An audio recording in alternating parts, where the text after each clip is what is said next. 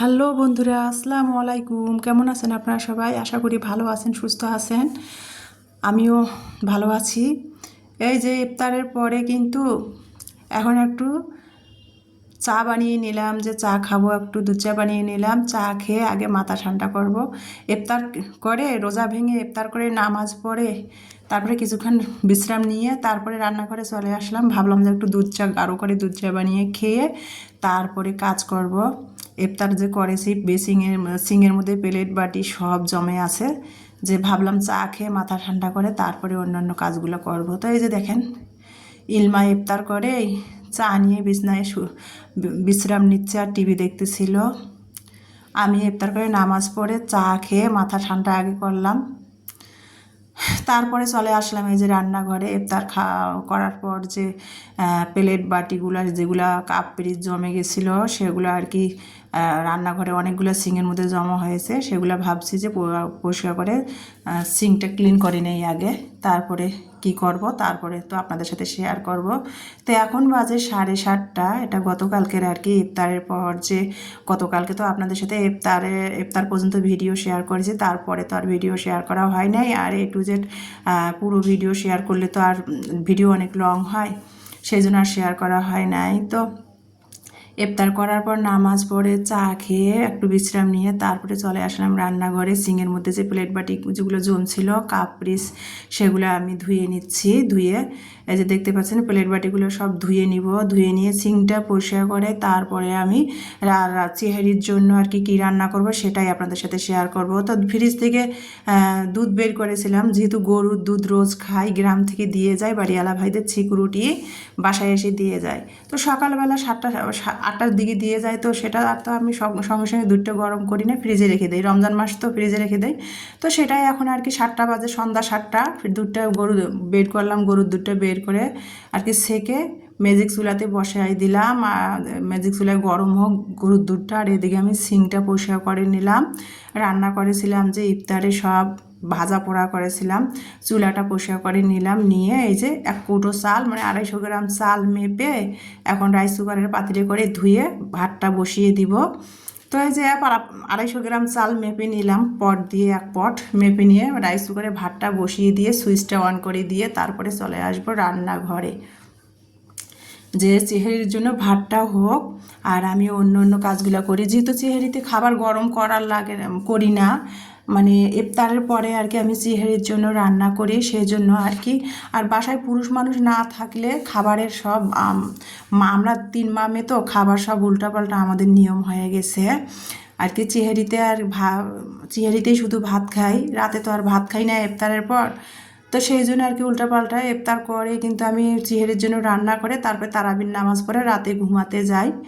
তো এই যে দুধটা চুলার মধ্যে বসিয়ে দিলাম, ম্যাজিক চুলাতে ভাতটা বসিয়ে দিয়ে আসলাম। দিয়ে এসে চেহারিতে কী রান্না করব সেটাই আপনাদের সাথে শেয়ার করতেছি।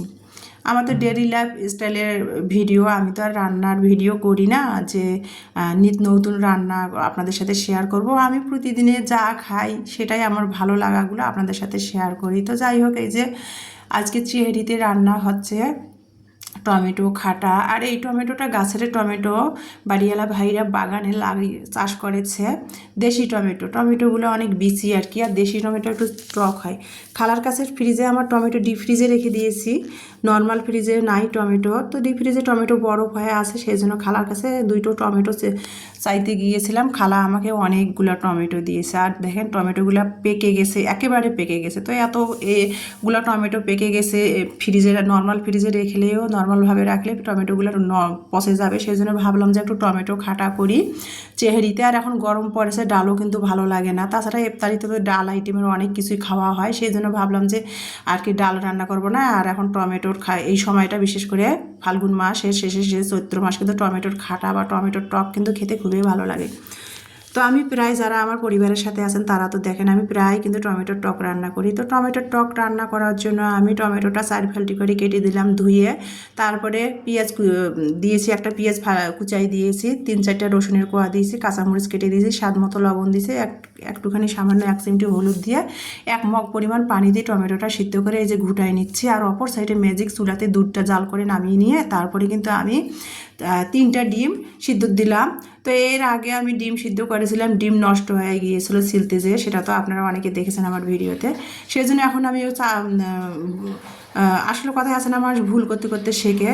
তো সেই জন্য আমি এখন কি করি, যে ডিম সিদ্ধ করার আগে সিদ্ধ করার সময় কিন্তু আমি একটু লবণ দিয়ে দিই, তাহলে ডিমটা ছিলতে গেলে আর নষ্ট হয়ে যায় না।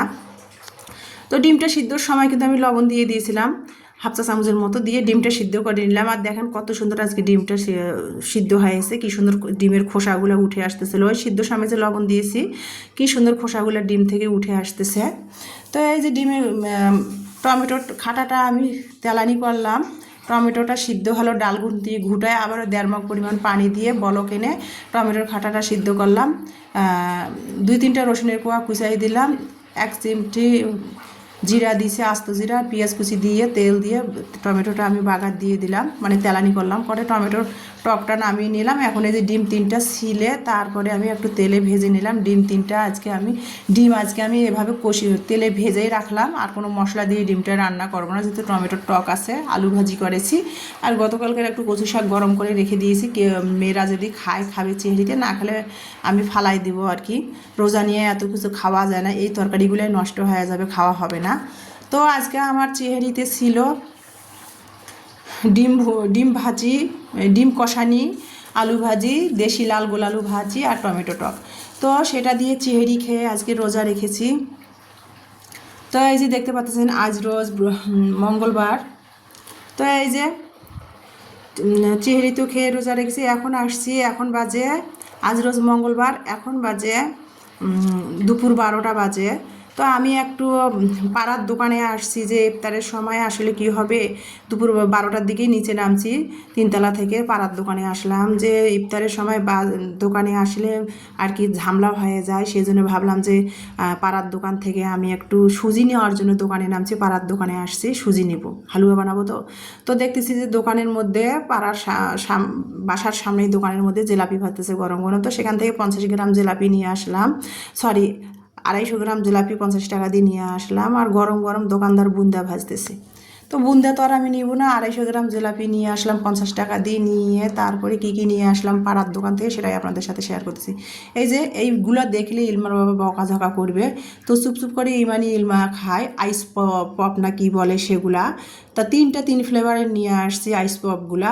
তারপরে এই যে ইফতারের পর নাকি ইমানি ইলমা খাবে, ওরা আর কি কুলফি আইসক্রিমের কথা বলছিল পাড়ার দোকানে যখন গেলাম। তো দোকানের মধ্যে কুলফি আইসক্রিম এখনও সেরকম গরম পড়ে না, তো কুলফি আইসক্রিম দোকানে নাই। তো আমি আইস পপগুলো নিয়ে আসলাম, যদিও ইলমার বাবা থাকলে এগুলো কিনতে দিত না, আর কিনে আনলেও বকাঝকা করতো। তারপরে 500 গ্রাম আমি সুজি নিয়ে আসলাম।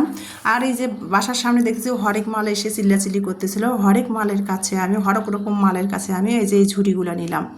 মানে বাজার করলে শাক সবজি পরিষ্কার করতে গেলে ঝুড়ি লাগে, যতই কিনি না কেন রমজান মাস, কিন্তু তারপরেও রান্নাঘরের ব্যবহার করা জিনিস অনেকটা শর্ট পড়ে যায়। তো এই ঝুড়িগুলো নিলাম সব আর কি 30 টাকা, 50 টাকা, 60 টাকা দামের 2-3টা ঝুড়ি নিয়েছি, আর একটা দুধ ছাঁকিনি নিয়েছি। নিয়ে তারপরে আর কি সেটাই আপনাদের সাথে শেয়ার করলাম। তারপরে গা গোসল দিয়ে নামাজ কালাম পরে চলে আসছি 3টা বাজে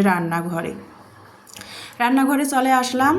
তো দেখেন আমি আজকে বড়া ভাজবো না, পাতাকপির পাকোড়া ভাজবো। তো পাতাকপি, ফুলকপি, গাজর, আলু সব পরিমাণ মতো করে কুচাই নিয়ে ধুয়ে একসাথে এই যে পেঁয়াজ, কাঁচামরিচ, স্বাদ মতো লবণ, হলুদ গুঁড়ো, মরিচ গুঁড়ো, একটু ভাজা জিরা ধনিয়ার গুঁড়ো দিয়ে, এই যে দেখতে পাচ্ছেন, যেহেতু আমার কাছে চাট মশলা নাই, ভাজা ধনিয়া পাতাও নাই, সেই জন্য ভাজা জিরা ধনিয়ার গুঁড়া দিলাম। দিয়ে সব কিছু দিয়ে চালের আটা দিয়ে ফুলকপি, পাতাকপি, আলু, গাজর সব সবজিগুলো একসাথে হাতের সাহায্যে মেখে নিচ্ছিস।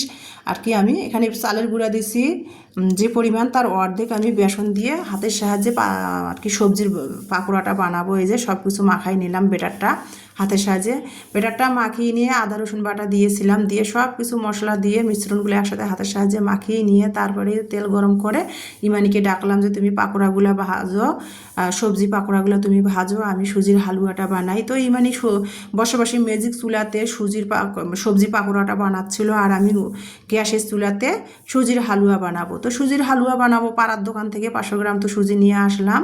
তো হালুয়া বানাবো, প্রথমে আমি এখানে 2-3 2-3টা সাদা এলাচি দিয়েছি, 2-3টা দারচিনি দিয়েছি, 3টা তেজপাতা দিয়েছি, 1 চা চামচ ঘি দিয়েছি, আর অল্প একটু 1 টেবিল চামচ পরিমাণ সয়াবিন তেল দিয়েছি। দিয়ে সব কিছু মিলে একসাথে আমি মশলাগুলো একটু গরম মশলাগুলো ভেজে নিলাম, নিয়ে তারপরে কিন্তু সুজিটা ঢেলে দিলাম পরিমাণ মতো, দিয়ে সুজিটা ভেজে নিচ্ছি। দেখতেই পাচ্ছেন সুজিটা কিন্তু আমি লাল লাল করে ভেজে নিবার ফ্রাই প্যানে, তো আর কি আমি যদি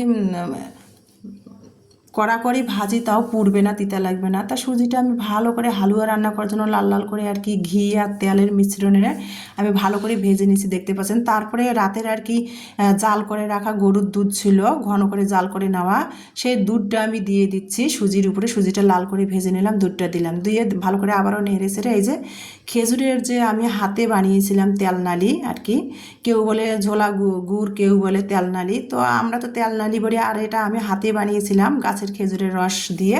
তো সেই তেলনালিটা ভাবলাম দিয়ে আমি সুজির হালুয়া আজকে বানাবো, আজকে চিনি দিব না। আর তেলনালি আছেই তো অনেকগুলো, সেই জন্য ভাবলাম যে তেলনালিটা ব্যবহার করি, তাতে ফ্লেভারটাও ভালো লাগবে, হালুয়াটা খেতেও ভালো লাগবে।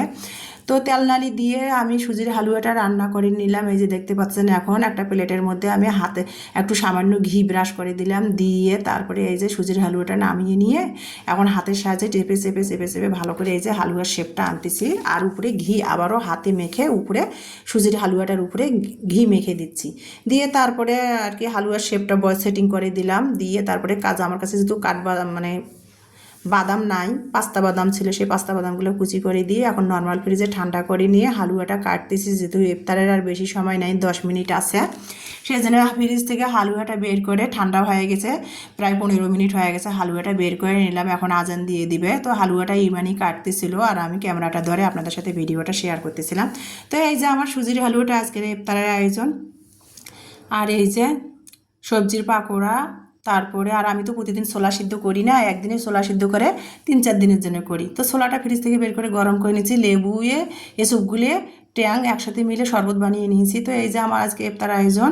তো এখন আজান দিচ্ছে, ইফতার করব। আর আপনারাও কেমন কিভাবে রোজা রেখেছেন, ইফতার করতেছেন, কার রোজা কেমন যাচ্ছে প্লিজ কমেন্টে জানাবেন। আর যারা আমাকে কমেন্ট করেন তাদের অসংখ্য অসংখ্য ধন্যবাদ। আমিও আপনাদের পাশে আছি, আপনারা আমার পাশে থাকবেন, আমিও আপনাদের পাশে আছি। তো ইফতার রোজা ভেঙে ইফতার করতেছি আর আপনাদের মাঝ থেকে বিদায় নেব। আমার ভিডিওটা যে যেখান থেকে দেখতেছেন তাদের সবাইকে আমার প্রাণ ঢালা শুভেচ্ছা ও ভালোবাসা। তো আমার নেক্সট ভিডিও দেখার সবাইকে আমন্ত্রণ জানিয়ে বিদায় নিচ্ছে। আল্লাহ হাফেজ।